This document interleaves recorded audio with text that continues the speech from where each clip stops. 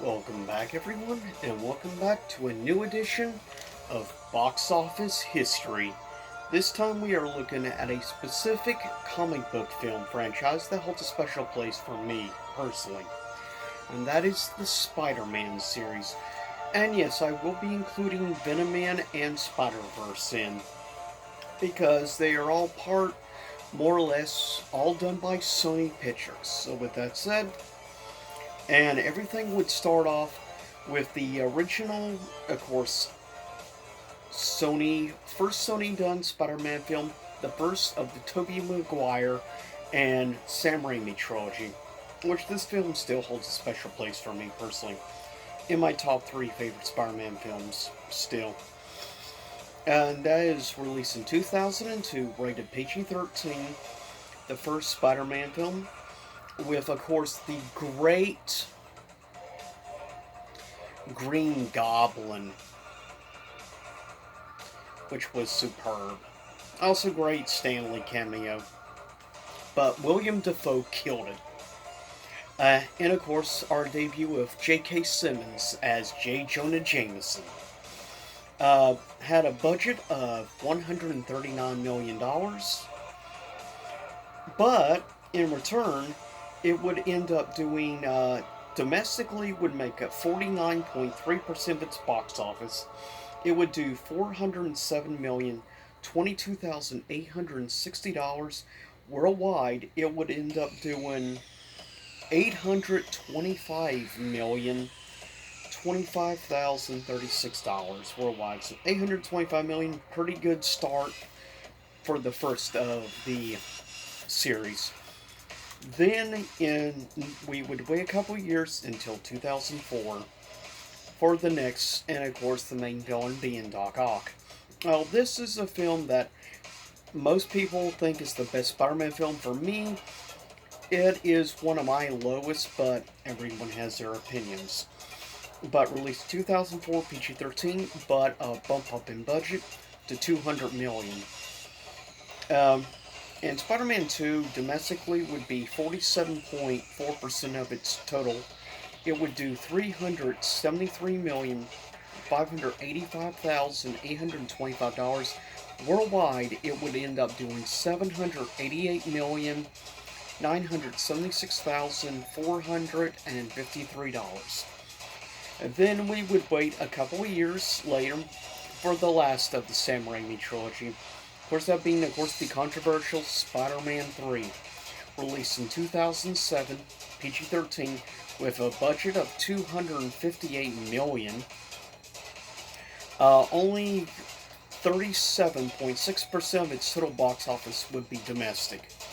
It would make $336,530,303.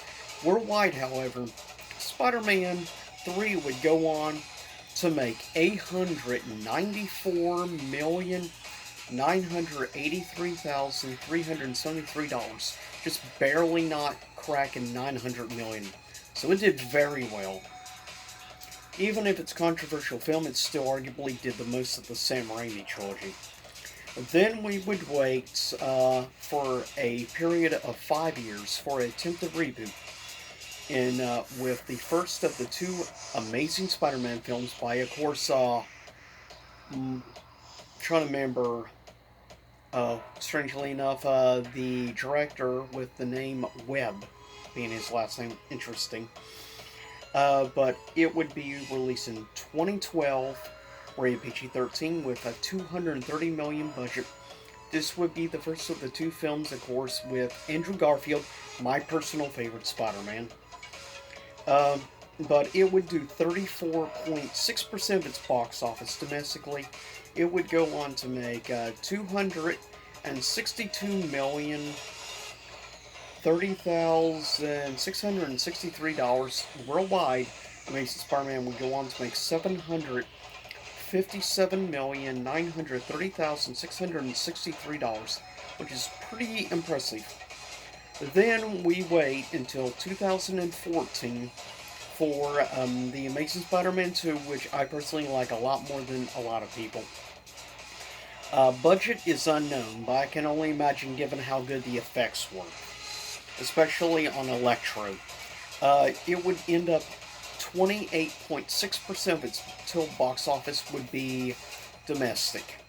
It wouldn't do great domestically. It would make $262,030,663 now, or sorry, it would make 202,853 or $202,853,933. Screwed up.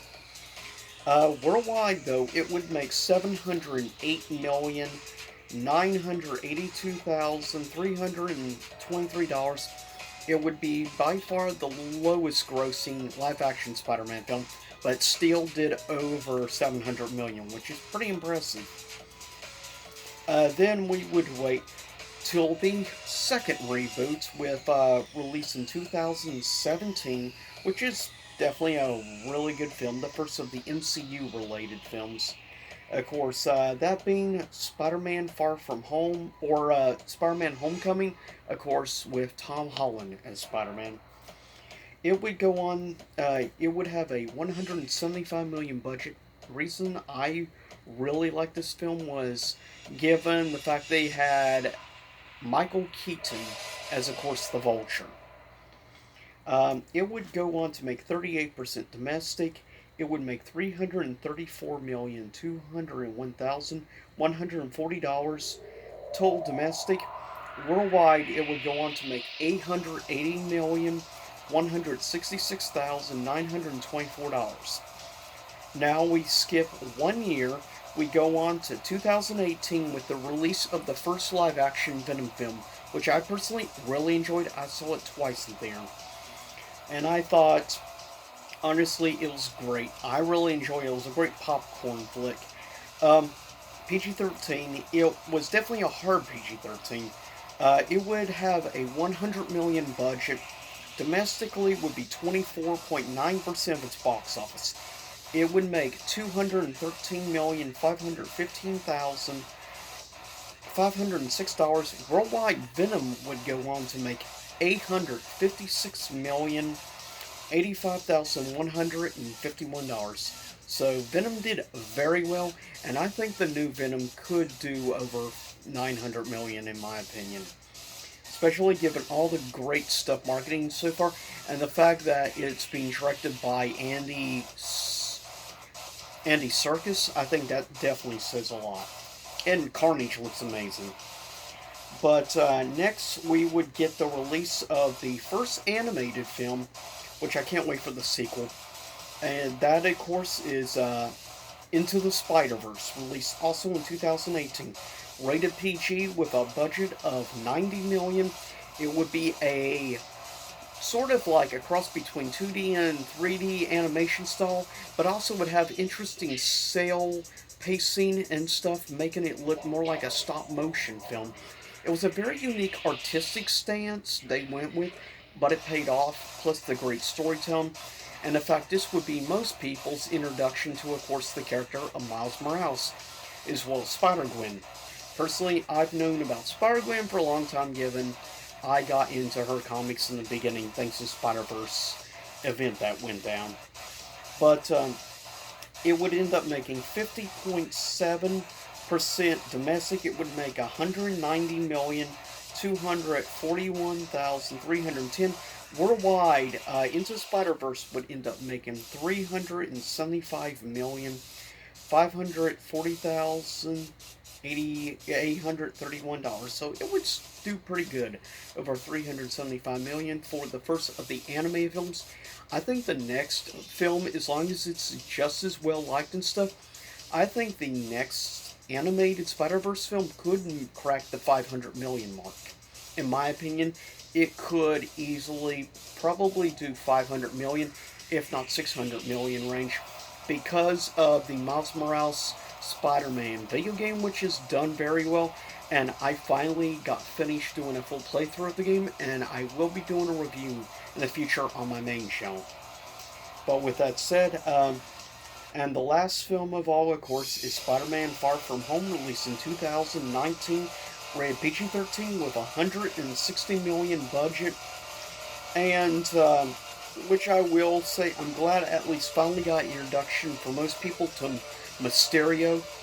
Um, but this film would do 34.5% domestic box office. It would make $390,532,085 domestic worldwide. It would be the first ever Spider-Man film to make it to the $1 billion club. Far From Home would do $1,131,927,996. So doing over 1.1 billion. Congratulations to Far From Home, and we'll see how the next live-action Spider-Man film does, as well as how the next animated Spider-Man and how the next Venom, and hopefully also Morbius ends up doing and ends up really good, because I love Michael Morbius' character. But with that said, that is it. That is the box office history of the Spider-Man franchise. So, leave a comment. What was your personal favorite Spider-Man film, and were you surprised by any of these box office? And remember, if you're at all curious at box office, any of this info on a movie, just go to boxofficemojo.com. 100% legit, the best source for box office info anywhere on the web. But I'll see y'all next time, and hopefully you enjoy the retro wave music in the background. See you soon enough. And if you want to check out more music like you've been hearing, check out the YouTube channel 80s Guy. See you soon.